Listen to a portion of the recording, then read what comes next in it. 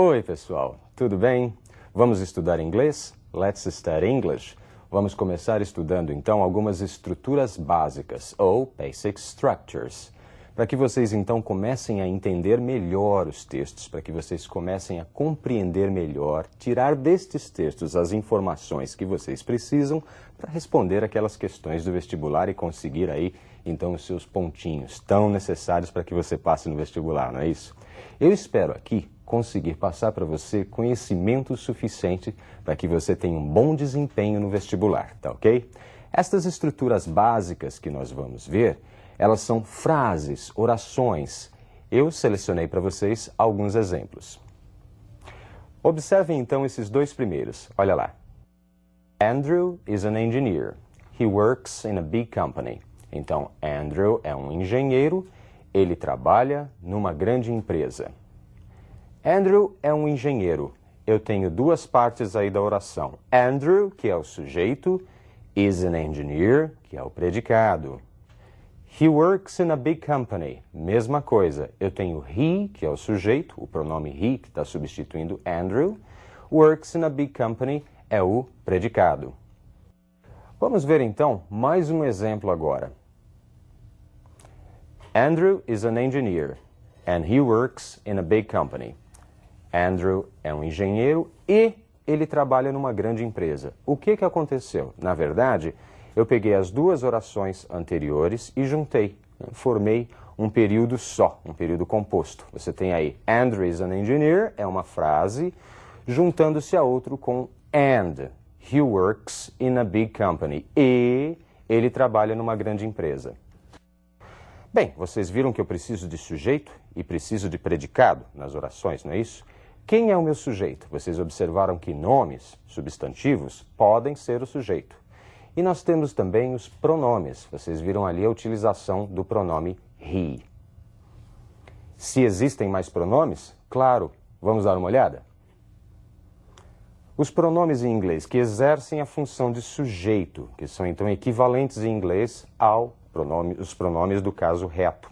Então você tem no singular I, you, he, she, it. Então, I, eu, you, você, he, ele, she, ela e o it, que é um pronome neutro. Não há tradução para ele. Nós vamos observar nos textos a seguir a utilização do mesmo.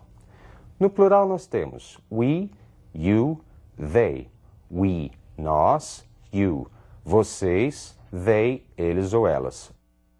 Então, os pronomes, eles vão estar sempre substituindo os nomes, os substantivos. E estes pronomes que nós acabamos de ver, eles sempre vão estar numa oração ocupando a função de sujeito. Observando, então, um desses pronomes, você consegue identificar o sujeito da oração, o que é muito importante, porque logo depois do sujeito, normalmente, existem exceções, existem outros casos, mas normalmente você vai encontrar o verbo, tá ok? Falando em verbo, esses períodos ou esses exemplos que eu dei para vocês contêm verbos. Qual verbo que é? É o verbo to be. Vamos revisar a formação do verbo to be? Olha lá. Aí está o verbo to be, ser ou estar, no singular e no plural. I am, you are, he is, she is, it is, we are, you are, they are. Perfeito. Observamos então a composição do verbo to be junto com os pronomes pessoais. Já então vimos como é que se forma o período, com o sujeito, com o verbo. Está faltando o complemento da frase. Então você observa o sujeito, o verbo, logo após você tem aí um complemento da frase. Essa estrutura que é a estrutura básica, a estrutura de uma oração, muito presente na língua inglesa. Então, se você conseguir decifrar ali, ou você conseguir identificar ali onde está o sujeito, onde está o verbo, você resolveu uma grande parte do teu problema de compreensão do texto. Observem agora mais alguns exemplos que eu selecionei. Sharon is from Australia. She's a systems analyst. She's not a supervisor. Então, o que eu estou dizendo aí? Que a Sharon é da Austrália. Sharon, sujeito. Is é o verbo. From Australia, é o complemento. She's a systems analyst. Ela é uma analista de sistemas. She, sujeito. Is, ali está abreviado. Você percebe que é o is, só que contraído com o pronome. Então está ali o verbo. A systems analyst, uma analista de sistemas. She's not a supervisor. Aí eu tenho a negação do verbo.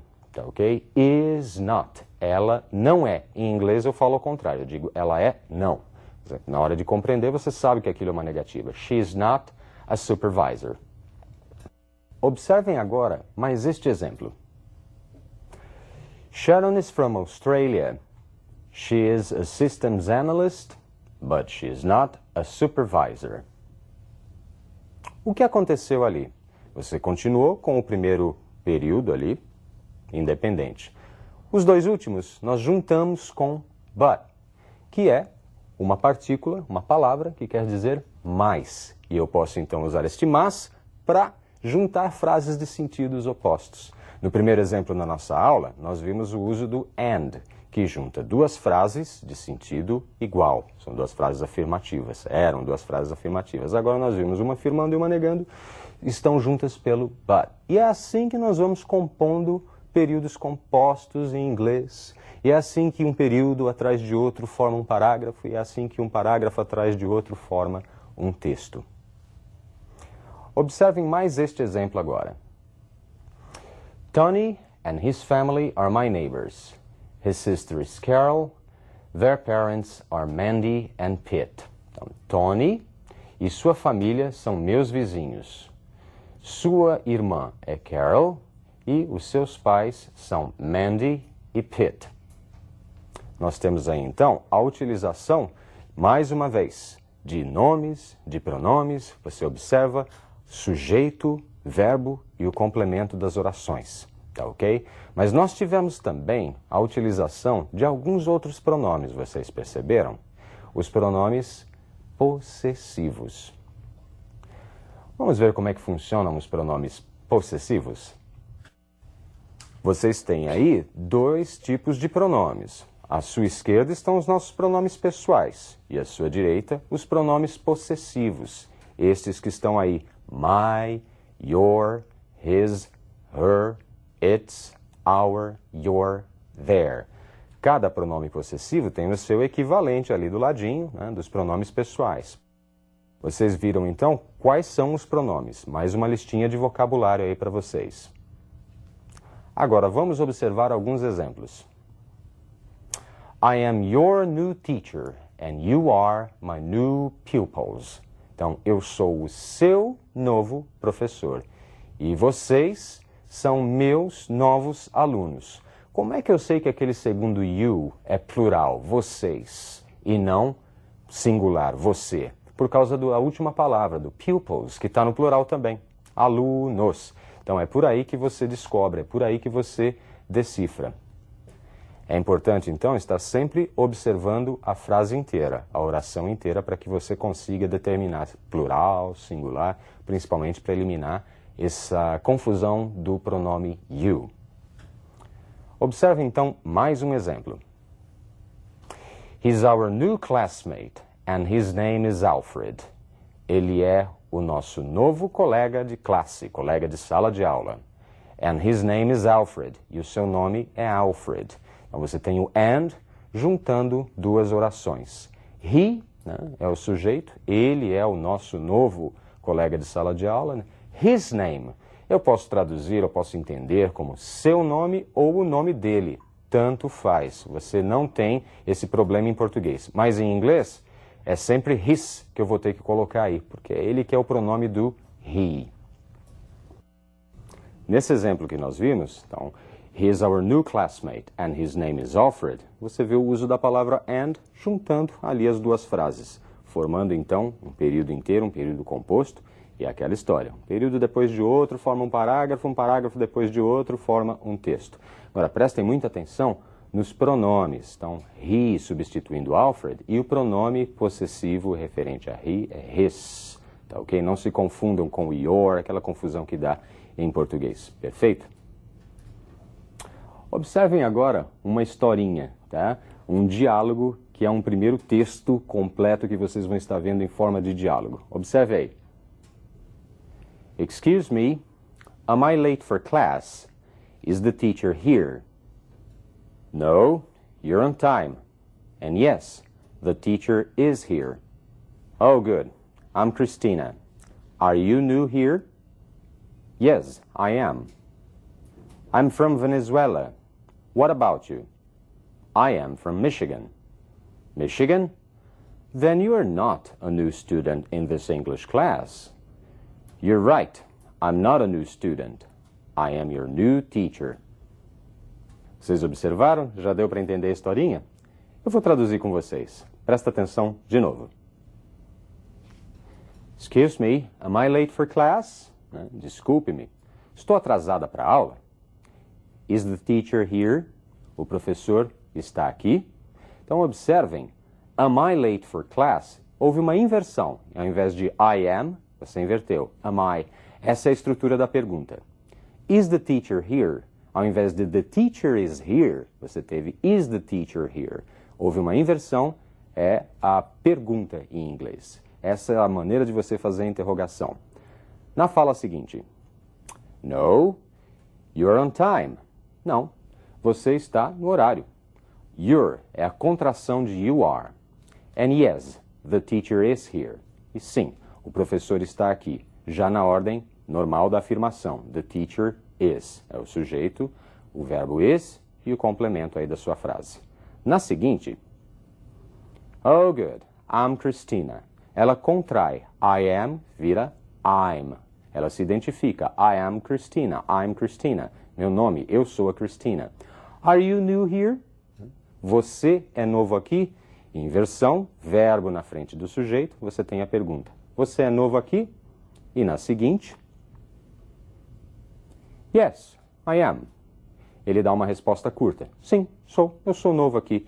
Não é possível fazer uma abreviação aí, porque não segue nada depois do verbo. Ele não poderia falar yes, I'm. Não, parou ali, depois do verbo, então eu não abrevio. Yes, I am. Vamos ver a outra? I'm from Venezuela. What about you? Eu sou da Venezuela. Ela contrai. Tem o restante da frase depois. Segue alguma coisa depois do verbo, eu posso fazer a contração. I'm from Venezuela. Sou da Venezuela. What about you? E você? I'm from Michigan. Eu sou de Michigan. Que fica aonde? Nos Estados Unidos. Michigan? Then you're not a new student in this English class? Michigan? Não, é um tom interrogativo aí. Então você não é um estudante novo, um novo aluno nessa turma de inglês?